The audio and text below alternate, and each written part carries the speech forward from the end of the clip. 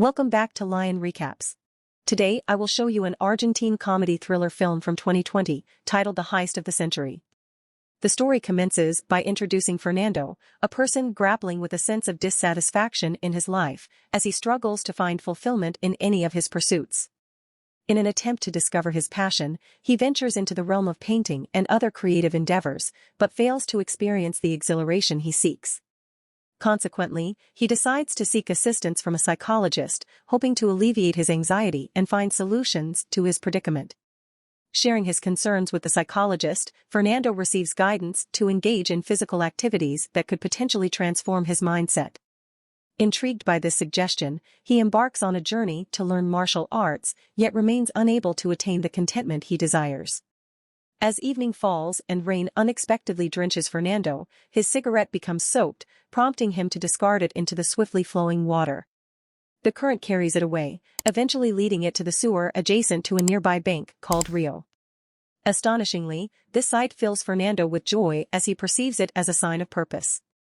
It dawns on him that true happiness lies in pursuing a path that involves the bank's dirty sewer route, enabling a swift getaway after a successful heist. Determined to assemble a capable team, Fernando seeks out his friend Sebastián, confiding in him about his audacious plan. However, Sebastián advises him to first secure an investor who can provide essential resources like a getaway car and tools. Acknowledging the wisdom in Sebastián's words, Fernando agrees and sets off to meet someone who could potentially fulfill the role of an investor in his grand scheme. Regrettably, the individual Fernando approaches for financial support declines his request, citing insufficient funds to back Fernando's ambitious plan. Nevertheless, he provides Fernando with the contact information of another person whom he believes may offer assistance. Enter Mario, a frequent visitor to his daughter Lucy's salon, where he shamelessly flirts with the female staff. Lucy, deeply upset by her father's behavior, is exasperated not only because of his flirtatious tendencies but also because he is a seasoned thief. Disregarding his daughter's admonitions, Mario departs after handing her a sum of money. The subsequent scene portrays Mario stealthily infiltrating a residence through a window under the cover of night. With ease, he skillfully cracks open a secure safe and absconds with all the money stored within. Silently slipping out of the house, he finds a waiting vehicle nearby. Paranoia grips Mario's thoughts as he suspects an undercover police officer tailing him from the car. However, it is revealed that the occupant of the vehicle is none other than Fernando. Seizing the moment, Mario initiates an attack on Fernando but soon realizes that Fernando poses no immediate threat, devoid of any weaponry. Relenting, Mario withdraws and departs from the scene. Upon returning home, Mario discovers a voicemail from his friend, alerting him that an individual named Fernando seeks a meeting to discuss an intriguing plan. On the following day, Mario rendezvous with Fernando at an ice cream parlor, recognizing each other from their previous encounter. Eagerly, Fernando leads Mario to a specific bank location, divulging intricate details about his elaborate heist plan during their journey. At one point, they halt near a nearby sewer line, where Fernando unveils the cover and employs a measuring tape to gauge its depth. With thoroughness, they proceed to open the cover of another adjacent sewer, venturing inside, where they ascertain that the sewer's depth measures approximately 18 meters. Witnessing these preparations, Mario becomes fully convinced of the brilliance of Fernando's plan, and he readily commits himself to join forces in executing the heist. Subsequently, Mario heads straight to his discontented daughter Lucy, who remains skeptical of his recent activities, suspecting his involvement in wrongdoing once again due to his late return home.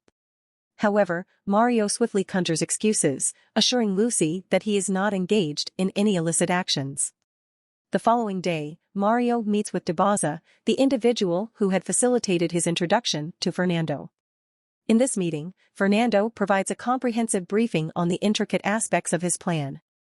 Mario expresses his fondness for the plan to Debora but expresses reservations regarding Fernando's capabilities.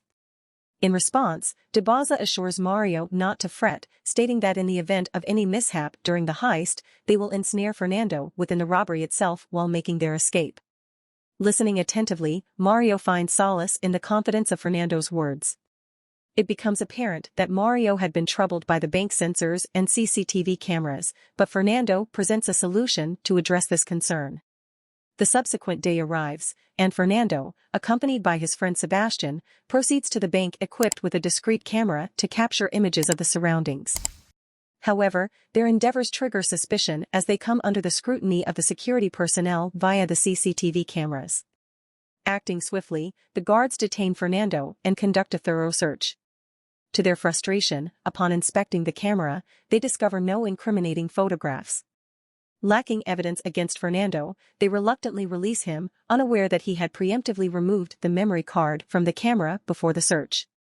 In the subsequent scene, the group congregates to examine the bank's blueprint. Fernando emphasizes the importance of determining the precise distance between the sewer's manhole and the bank's back door. Without delay, Debora adeptly solves the conundrum, announcing that the distance spans approximately 60 meters and 20 centimeters.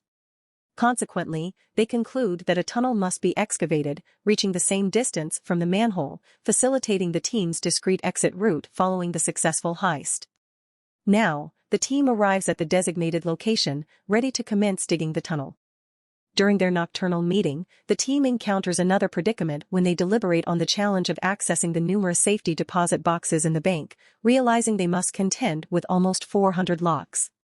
In response to this quandary, Fernando proposes a solution: Mario should visit another branch of the same bank and rent a safety deposit box. This would provide Mario with valuable insights into the appearance and operation of the boxes. Subsequently, under the cover of night, the group resumes their digging efforts. Sebastian has already excavated half of the tunnel, but requires advanced tools to continue their progress. Fernando suggests that Mario contribute additional funds for the acquisition of these tools. However, Mario staunchly refuses, stating that he has already provided sufficient financial support. The following morning, Mario arrives with an unconventional getaway vehicle intended for use after the bank robbery. The distinctive appearance of the van raises suspicions among the police, leading them to inspect its registration. In this critical moment, a new member of the team, Albert, emerges, accompanied by his wife, who assists in dispelling the police's doubts. However, Albert's decision to involve his wife in the plan unsettles Mario. Despite Albert's assurances that his wife's inclusion poses no threat, Mario remains unconvinced. Their troubles are further compounded when their drilling operation encounters a mishap, resulting in equipment damage caused by a rock slide. Once again, they turn to Mario for financial assistance in acquiring new equipment. However, this disaster profoundly alters Mario's perspective. He becomes convinced that the team is destined for failure and, consequently, refuses to provide any additional funds, ultimately choosing to depart from their ranks. The subsequent day, in a moment of deep reflection, Fernando conceives a new idea and seeks out Mario to discuss it. Fernando reveals that the bank's security system is formidable, prompting him to propose a revised plan. They will enter the bank through the main gate during its working hours and make their exit through the underground drainage system after the heist. By doing so, they can avoid arousing suspicion from the police. Additionally, this approach allows them to capitalize on the period when most of the safety deposit boxes will be accessible.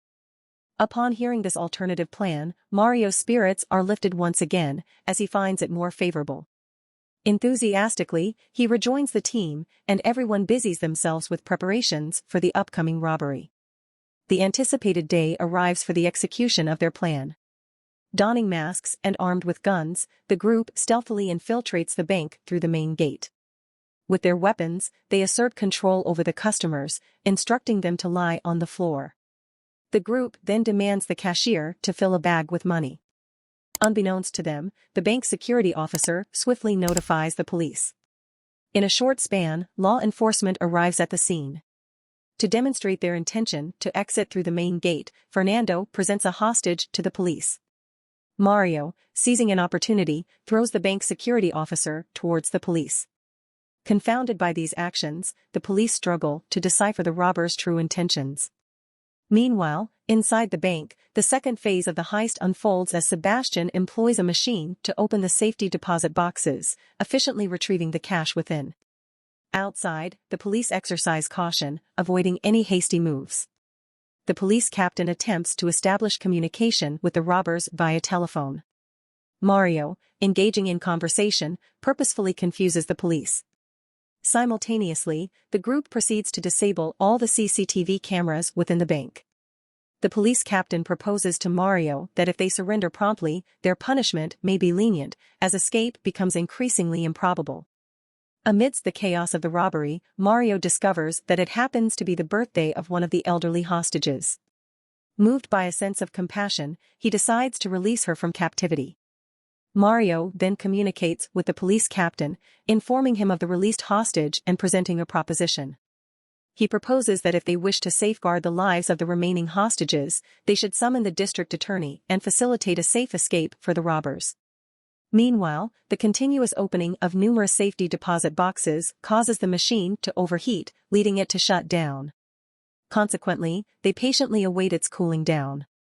However, Fernando, with Sebastian's assistance, had already transferred the money and gold obtained from several boxes into the tunnel. Meanwhile, the authorities persist in their attempts to persuade Mario, yet he continues to engage them in a time-consuming manner. On the other hand, once the machine has sufficiently cooled down, they swiftly complete the remaining tasks and commence their journey towards the tunnel.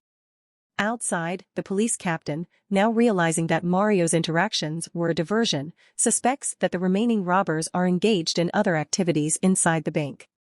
Acting swiftly, he summons the special forces for assistance. Meanwhile, inside the bank, Fernando deliberately leaves behind all his weapons as a signal. Seizing the opportunity, the hostages use their phones to discreetly alert the police about the unfolding situation. Upon receiving this crucial information, the special forces promptly storm the bank. The police captain notices a sizable hole in the wall, with a grenade suspended from it, causing him and his officers to keep a safe distance. However, a junior officer enlightens the captain that the guns discovered are actually replicas, indicating that the grenade is also a fake. With this revelation, the captain cautiously removes the fake grenade and proceeds to enter the tunnel. Unbeknownst to them, the robbers have already reached the staircase connected to the manhole, having used a boat for their escape. Positioned atop the sewer, a van and driver await their arrival. Swiftly, they board the van, carrying the stolen money, and make their getaway. The police are left without any trace of the robbers within the sewer drain. Utilizing counterfeit weapons and fake grenades, they successfully executed a major bank heist, ensuring no harm befell anyone. Overwhelmed with joy, they celebrated their newfound wealth, taking care to eliminate any traces by setting their van ablaze. They proceeded to savor their lives, unaware of the grave error they had committed by involving Albert's wife in their plan. In a fit of rage upon witnessing Albert with another woman, she divulged the truth of the robbery to the police, resulting in her husband's arrest. Subsequently, the police recovered all the stolen money, apprehending Albert. When Fernando learns of this development, he flees the city, leaving the others behind to face the consequences. While Mario remains imprisoned, his daughter Lucy visits him, vowing to secure his release through a skilled lawyer. However, Mario declines her offer, advising her to focus on her own future instead. Eventually, the special forces apprehend Fernando after several days. In a subsequent scene, Fernando emerges from prison, having served his sentence. Due to their use of non-lethal fake weapons and the absence of injuries, they receive relatively lenient punishment.